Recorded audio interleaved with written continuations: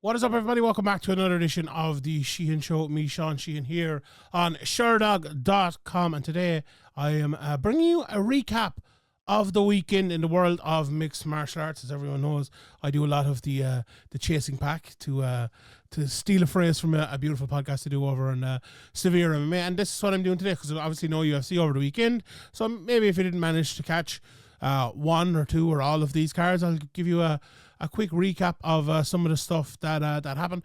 I won't go into complete breakdowns like I usually do in my post fights, but kind of give you an idea of some of the ways the fights went and some of the people to look out for. And I think it was an interesting weekend for martial arts, for mixed martial arts indeed, but without the UFC, without a big, PFL global card or a Bellator card, because it's funny that I often come on here and talk about, sometimes with PFL, it's hard. I think what they've struggled with over the last year and the last few years, and in fact, all non-UFC events struggle with, is, to have people talking online for there a buzz to be there about it and things like that. But I feel with the lack of the UFC over the weekend, all apart from one of the cards, which I'll touch on in a while, actually did get a bit of buzz. Like, I for a couple of these cards, I missed the start, let's say, or kind of came in halfway through, or wound back and watched it through, and or whatever way, I kind of consumed it a little bit differently because of the timings and stuff. And I kind of got, I got spoiled for a few of them, if you want to put it that way, which is, it's rather unusual for a non-UFC show, let's say.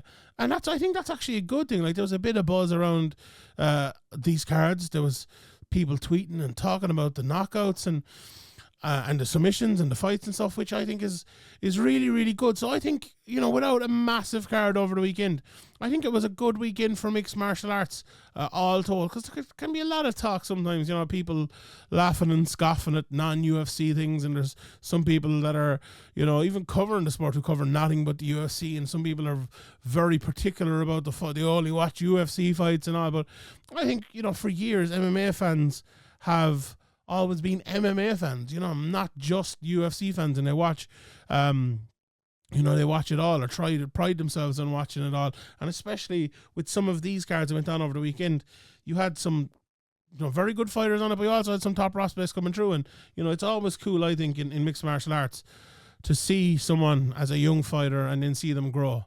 I was, I saw James Gallagher fight as an amateur and then go on to be, what he is in Bellator. I saw, say the likes of Ian Gary or a Kiefer Crosby or something like that. See him fight as an amateur and then see him fight in the UFC, or see him fight in their early days in Cage Wars. It's, I don't know, it's really cool. I think I really, really enjoy that, and I think a lot of people do.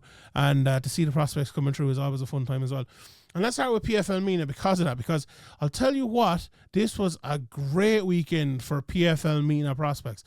So I did a weekend preview. And this is obviously the weekend review. And what did I say on that? I said for PFL MENA, and I've said it many times, they're kind of a mixture of your young, up-and-coming prospects who might have only, 5 or less fights in their career or around that. And then you have, your guys like Jalal Al-Shlawi or Ali Taleb, some of, who've 10 fights and more, or who've been around for a good long time now. And you know what? One of the very hard things to do in mixed martial arts is mix those two. We see, obviously, in Cage Warriors, they do it an awful lot. We see it. But when a promotion like PFL MENA, this is only their 3rd ever show, and for them to do it that well, I give him an awful lot of credit. We give Ian Dean an awful lot of credit. He absolutely deserves it. I'm not sure, is it Dan Hardy or who it is who's matching these fights, but whoever it is anyway, they did a fantastic job, I think, here. And they absolutely deserve the credit, because some of those prospects have come through, an awful lot. The top 2 fights, I suppose, are the most evident to them. Well, the top fight, especially, Abdul Rahman Al-Assad beat Abdul Al-Qatani, who was one of my bets of the week, was one of the favourites. I thought, he's only had this only his 11th fight himself, and Abdul Rahman had only 4 coming in. But that is, at this stage of the career, it is a big gap. Al-Qatani had fought at a relatively good level. He'd won at a relatively good level, and he's well able to fight all around. And you're kind of thinking coming into this one, he might just be a little bit too much for him, especially as well since Al-Asad doesn't have like the best finishing record and things like that. And usually when young people coming through, young prospects coming through have that and they're fighting at a lower level, they're usually finishing those guys to be ready for a guy like Al-Qahtani. But that wasn't the case. He got there and he was good enough, and by far good enough. Obviously took him down an awful lot and won on the ground pretty comprehensively throughout this fight. Now, I want to talk about the refereeing in a second, but let me run through another couple of the fights before I do that. The co-main event, Omar Al-Dafrawi beat Jalal Shalawi, and this one wasn't quite your young guy coming through beating the experienced guy. Omar is he's 12-6 now in his career. Look, Al-Salawi has 27 fights, absolutely, and he's been fighting since 2013, so he's 11 years as a pro compared to his opponent, who is not 2016, so, but obviously a lot less fights, and he had a bit of time off, I believe, in the middle of that as well. He didn't fight for 2 years, kind of in the middle of that, and then came back and had a good few losses, and the run he has been on over the last while is absolutely exceptional. 6 wins in a row now, 2 of them on PFL MENA. He's also fought in UAE Warriors as well. A great run and a very good win here. Obviously ended up getting the finish very, very quickly, and he goes on in that welterweight division. And Al-Salawi would have been obviously the favourite to get through and to win that, but not anymore. In the fight between him and Muhammad Al-Arak, who's probably, you could argue one of the standouts of the weekend as well, because he was fighting Amir Fazli, and he made it a nightmare of Fazli. Was talking back to him and everything, and Fazli's a good fighter, so for him to win that was absolutely fantastic. My 2 guys kind of to watch in this tournament that I said before a punch was thrown were the next 2 winners on the card, and that was Mohsen Mohammed Shafi and Ali Taleb. Now, it was a different role for both of these guys, and on this, Ali Taleb went in, got the knockout within 2 minutes and 18 seconds, and this very much was the younger guy who was only, younger guy, he's older, I suppose, but younger guy in terms of not even experience, because he has a good few fights, but he's just, he's not as good a fighter. And he's fought some good guys. He's fought some very, very good guys down through the years. The likes of Aiden James and Franz Malambo and Adam Skinny, who's on this card, and more as well. Now, he's lost to all of them, granted, but he has been in there. But Ali Taleb is a different level. Like I said it to people last year in the PFL Europe shows, that Ali Taleb, he was my favourite last year, to be honest. Now, he went in there against Khurshid Kakarov, who, again, you went on to obviously won it and is one of the best prospects on planet Earth and is still undefeated. And, okay, Ali Taleb lost to him, but there was no one else in Europe last year he was going to lose to, and I certainly don't think anyone here is going to beat him, although he has Richie Alhaz in the finale now, and that should be a very, very good fight, actually, because Richie has been around for a good while, and he is the kind of the test he needed. So Ali Taleb came through very, very easily there. And then Mohammed Safi, he had a much tougher fight, actually. I think it was this one I was tuning, I tuned out and tuned back in, and he was in trouble towards the end of I think it was the second round, wasn't it? But he was the better fighter early, kind of turned around for him, but the fact he was able to come through it, was able to survive towards the end of that and come back in the third round again. And I if you haven't heard my preview, heard me talking about him before, I always reference him and talk about him like I talk about Hector Lombard. He is the big, muscular, good wrestler, going to throwing people around the place with big hands as well, and very young in his career. Like his opponent, Sohail Tahiri, he's a very good fighter as well. Another guy I really, really respect, and I gave Mohammed Safi as one of my picks coming in, but I very much thought that this wasn't a foregone conclusion whatsoever. Now, Mohammed Shafi lost his first fight and has won his 6 since then, but still, that was only in 2019. He didn't fight again until 2021, and he's only, he fought once here, 2021, 2022. He's fought twice in 2023, twice in 2024. Very young in his career to be fighting a guy like Tahiri. Even last time out, he fought Josh Togo, a guy who has 19 fights in his career, been in there with some very good guys, and has fought on the Eternal MMA promotion, which is has been around for a long time. He fought Jamie Malarkey, who's fought in the UFC back in 2018, been around for a long time. So to have a win over a guy like that shows a lot. And to have a win over Sahil Tahiri, who again to me is a standout guy, but he's only 7-5 in his career now, but that's a bit unfair in terms of his actual quality. He's won 3 of his last 4 before this fight. He did lose. He loses the odd fight, but when you're fighting the likes of UAE Warriors and places like that, you're gonna pick up losses. But I was very, very impressed with him there. Again, another guy I mentioned coming in was Adam Moschini, and he ended up getting the win as well, split decision. One big thing, and I said I'd come back to it here, was the refereeing. I know my countryman here, Derek Hickey, was one of the guys who was called out on it, and rightly so, but I think it wasn't just him on the night. There was a couple of others as well, but it was horrific, really. If you didn't see the card, what happened was there was continuous stand-ups and brief warnings from fighters who were on top on the ground, who had no business being warned a lot of the time, and no business being stood up a lot of the time as well. Now, for me, myself, just to throw my opinion in here, I am very much a stand-em up type of guy. I'm very much, if there is nothing happening, if there's a guy just on the bottom or on the top and they're doing nothing, or both are doing nothing, more correctly, stand them up. This sport is designed, the rules are written for action, for submissions, for knockouts, and also on the feet. If there's nothing happening, it's not just on the ground. Warn them. You look at them if you're in one championship or whatever. I'm all for that, right? But I'm also all for letting people work if they're working. I'm all for if people are trying to pass guard and people are defending, or people are trying to go for submissions, or people are trying to land strikes, to let them at it. If there's 5 minutes on the ground and there's no stalling, there should be 5 minutes on the ground, no doubt about it, right? I think the problem is what happened last week and the Herb Dean thing at the end of that fight. I think that's part of it, but I also think there was probably chats had behind the scenes, and I think there is probably an inference that, look, if there is stalling, to stand them up, which is right, I think. But the problem is when that is there, and when you couple that, and let's say an email went out or something. No, I don't think it did, but let's say it did, or we all. Hopefully we all know about the 10-8 thing that went out a while back. I did a video about it here about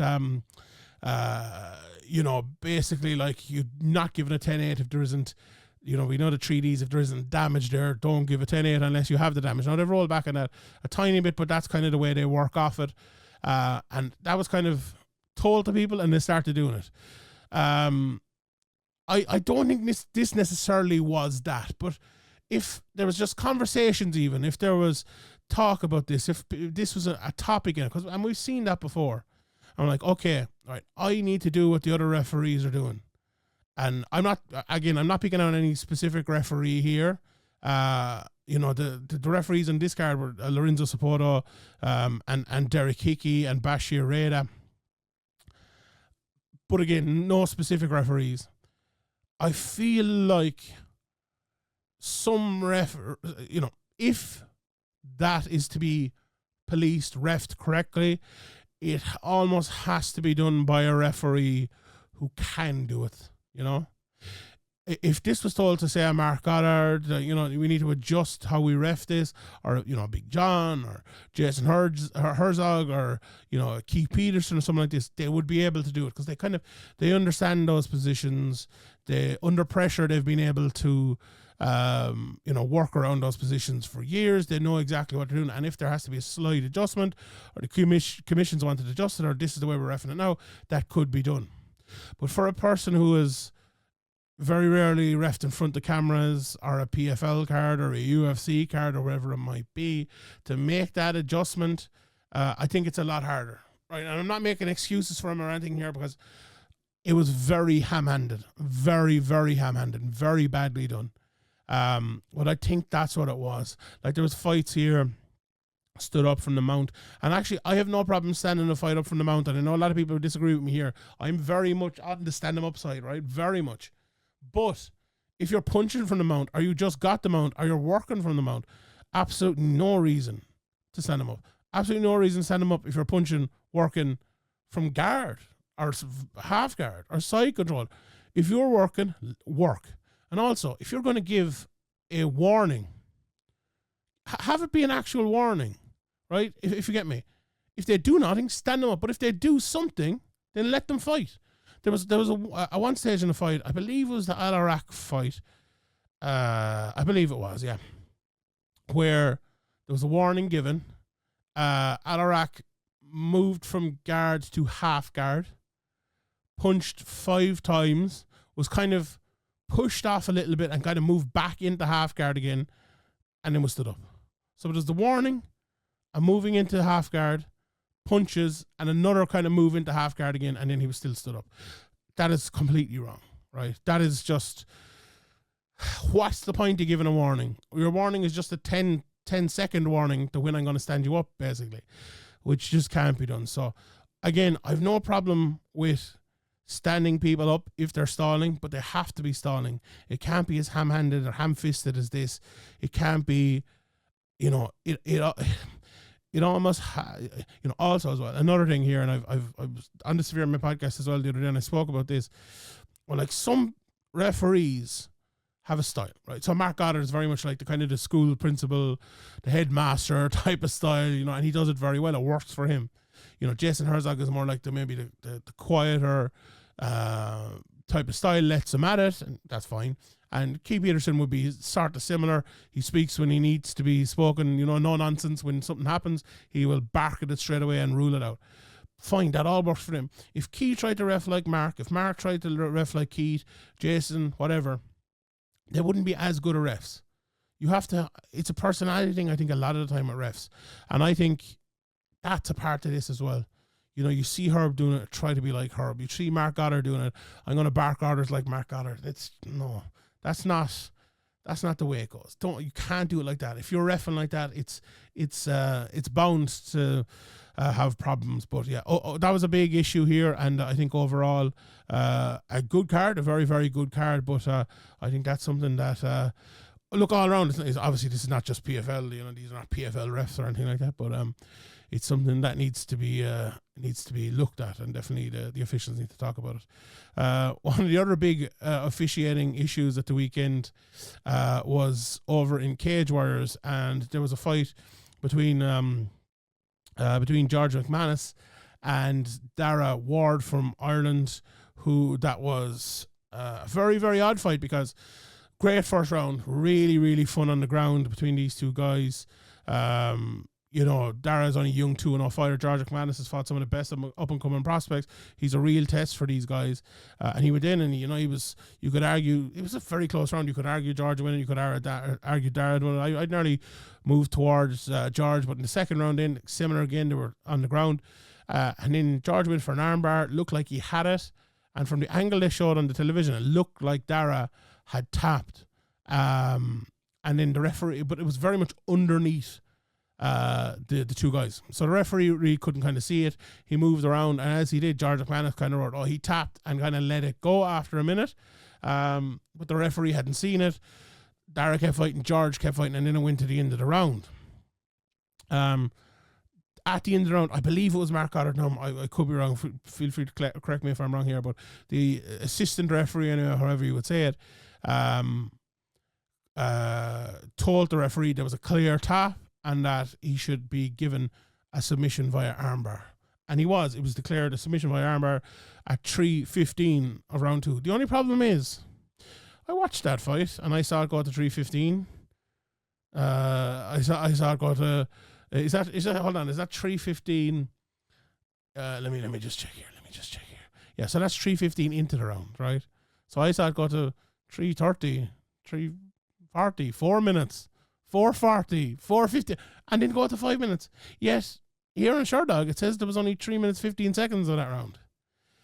Well, that's incorrect. That to me cannot happen. And as well, there's an article going around from the ABC website when these adjustments were brought, when the video referee, let's put it, was brought in. And here's what it says. Let me just read it here off my phone. This was from the ABC rules, and it says, it should be noted that instant replay is not to be used to review the actions of the referee. Right, so that's a sentence. Examples of which: was the fight stopped at the right moment? Second one, was there a tap? And third one, did a fighter commit a foul that did not bring an end to the fight? So basically what they're saying is here, the whole replay is the end of the fight. Once you look at it, you can't restart the fight. It's for fight ending sequences. So let me just read out the sentence again. It says, it should be noted that instant replay is not to be used to review the actions of the referee. And the second example they give is, was there a tap? So and now maybe those rules have changed, and maybe they have adjusted. I spoke to one official about it today, and I believe that is correct. Now I'll reach out to more, and I have, in fact, and I'm waiting for clarification totally on that. But it looks like it's written in the rules that you actually can't do this. Now, that is the ABC rules. This happened in the UK. The MMA rules may be different. I'm not 100% sure on that. Again, I will reach out and I'll ask. But this to me is a very odd one, because like Darrell Ward did tap. It definitely looked to me like he tapped. And George McManus should have won the fight, right? But under the rules that are there at the moment, this should not have happened. This cannot be officiated by the VAR. They can't go back and they can't do this. So it's a very, very odd one. Like it looks like, if those are the rules, right, and that turns out to be correct, which I assume it is, I would be very, very surprised if Team KF or Dara, whoever it might be, didn't go and didn't try to get this overturned. Because this is, again, if those are the rules of which we're fighting under, no, not necessarily are, but if they are, this should be cut and dry of an overturn. Now, we know in fights aren't overturned, but this absolutely should be overturned, in my opinion. Not in my opinion, actually. Not in my opinion. Based on the rules, it should be overturned. So, that's that fight. The rest of Cage Warriors, I'll tell you what, Cage Warriors got an awful doing with pullouts and championship fights and stuff falling out. But I'll tell you what they did have was some very, very good fights and very good new young fighters coming through. A lot of people talking about the Shea Ingram and Mark Felipe and Kachu fight. Very, very good fight. Dean Truman lost to Gavin Hughes, a great comeback there. Lovely guillotine. I know Dustin Poirier was talking about that in line and stuff. And from that there was a 177 card and 178. So on 178, first of all, then we'll move to 177. The top two fights. First of all, the co-main event, Ewan Evans beat Amore Jr. This Ewan Evans, he's only 6-0, I believe. He's so good on the ground. Very good athlete. He is a guy you need to look at coming out of Cage Warriors. Really, really, really good prospect. And then we've Luke Riley in the main event. He was supposed to fight in the Dana White Contender Series. I believe it was a visa issue or something like that, and why that didn't happen. But a very, very good fighter out of Paddy Pimblett's gym. Came back. He had fought Alexander Loof 3 fights ago. Won the fights of the year. The next fight he came out and he beat his opponent technically in a way I've never seen him fight before, brilliantly. And this was a combination of both. Technical, didn't take a shot, and then blasted his opponent out of there in just under 2.5 minutes. Great performance from Luke Riley. I'd love to see him in the UFC. There'd be no harm if he had a couple more fights in Cage Warriors. He's still young, but a very, very good prospect. And, coming out of Paddy Pimblett's gym, you might be thinking, he's kind of like Paddy, but not really.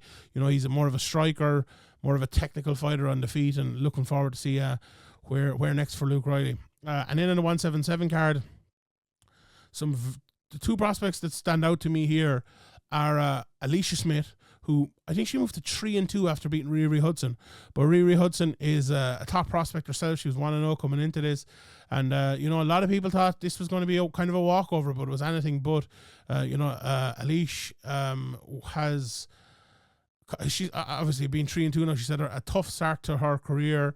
Fought a couple of times, fought in 2021, made her debut, lost 2022, but she's won 3 in a row since then. Had 2 years off in the middle of it, was fighting out of Australia. I know she lost a lot of fights as an amateur as well. This is very much someone who's been learning on the job and has taken a turn, obviously, in the last while. And she destroyed Riri Hudson. She jabbed her up, looks so technical on the feet. And I'll tell you what, Having watched that, having seen that performance, I would be surprised if she didn't end up in the UFC. It was that good a performance. Now it's going to be difficult because she's 3-2, and we know the way the UFC look at records now. It doesn't matter what happens in fights, so she needs to win probably, 7 more fights maybe to get to the UFC. But I think she'll do it. She's very, very good, very impressive. And the other one that stood out is Marian Vitrila. He beat my countryman Adam Shelley. And, Adam, if anyone knows the Shelley brothers, they come from a taekwondo, kickboxing background and are very good on the feet. But Vitrila came out here. I said in the previous show, I think Vitrila will be, he'll strike with him a little bit because he striked in all these fights. And I was like, he'll eventually, I think, try to wrestle. But he did not. He came out here and he struck for, the whole 3 minutes, 7 seconds. And I'll tell you, Adam Shelley is some chin, because if there was anyone else in there, I think they probably would have been finished a lot earlier than that. Vitrila looks so good, so composed, slick with his strike and powerful. Again, this is a guy, I think he's 6-1 now. Let me just check that again. But 5-1, sorry, 24 years of age. He lost one fight to Alhaji Ndai via decision, who's a good fighter, a guy with probably a lot more experience than him at that stage. He's only had one amateur fight as well, has Vitrila, so definitely a guy coming out of Moldova, definitely want to look forward to. Born in the year 2000, so very, very young. A few of the others stood out there. Connor Patterson making his debut, he looked very good. He got a finish in the 3rd round. Antonio Corzo, similar enough, he got a finish as well in the 1st round there. And Joe Middleton also got a Bravo choke. My guy, Big Mike Chamu, a guy who's fought everyone over the last few years. He's 5-4 now, 33 years of age, but he's been in there with Will Curry and Glenn Irvin and Samir Caddy, as a pro. It's some very tough fights there, but it's won 2 in a row now. If he could get a good run together here at 185, I could see him as a guy who's fighting for a Cage Warriors title in a year or two. So I'd love to see him, continue with Cage Warriors. He's obviously been fighting there his whole career, apart from the very, very first one. And I think it's the place to be for me. The Will Curry fight was probably a little bit too early, and he struggled in a little bit after that. But he's a very good fighter, and I'm looking forward to seeing what's next for him. That was the main stuff from Cage Warriors. The main event there, actually, Chase and Blair, still a bit green, but a good prospect coming through. And Ali Sarwa as well, he was in the co-main event. Very, very good as well. I enjoyed his fight, and he had a good win there. Great nickname as well, Ali Sweet and Sour. Great nickname, absolutely great nickname. The other card that happened over the weekend then was Oktagon. And on paper, Oktagon was the best card of the weekend, I think. I think it was. Like, PFL MENA was very, very good as well. Look, the Cage Warriors cards were good, but who else had their champion in the main event, Paradise? Who else had one of the top prospects in the world and seen Kate on it? Who had some ex-champions from Cage Warriors, the likes of Aggie Sardari, Jack Cartwright, on this card, Scott Ascom, Muradov. There was, with all due respect to the other cards, no, I don't think anyone had what they had. Jack Cartwright is but it just felt like this one almost went more under the radar than any of them. Didn't really see a whole lot about it online. Didn't see many people tweeting out the results. Now, again, it didn't turn out to be the best card in the world.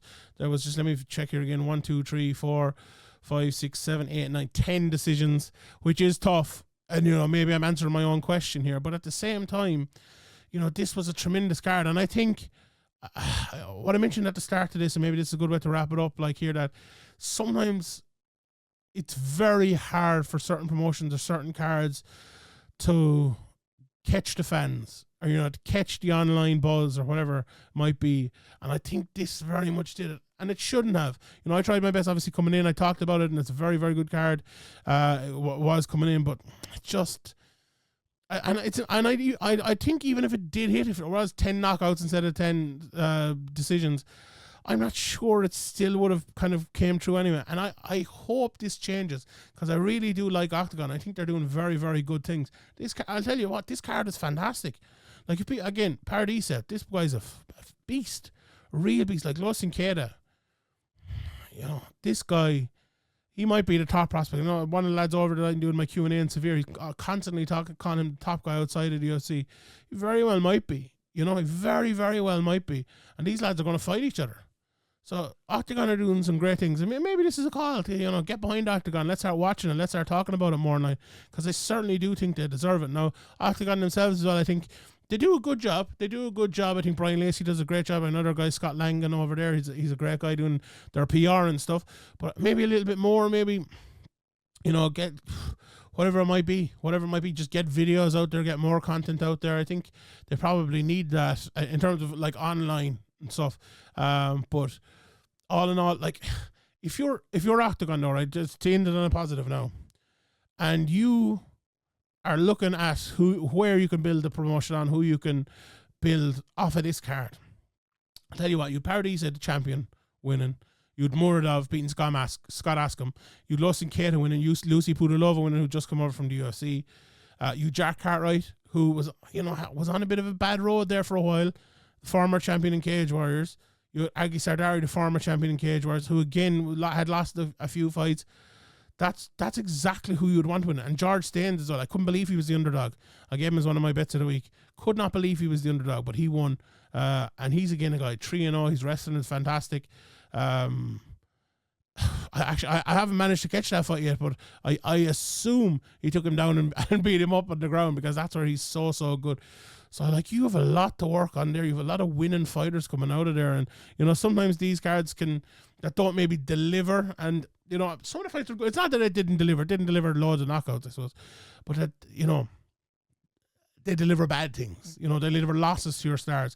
I think it's quite the opposite here. And I think in the long run, that's going to be all good for Octagon. Right. That's my review of the weekend. Next weekend, we have the UFC back. We have PFL Europe as well, which is a very, very good card, and I will have a preview for that out this week as well. All right, everybody, thank you very much for tuning in. My name is Sheehan for Sherdog.com, and I'll see you all next time.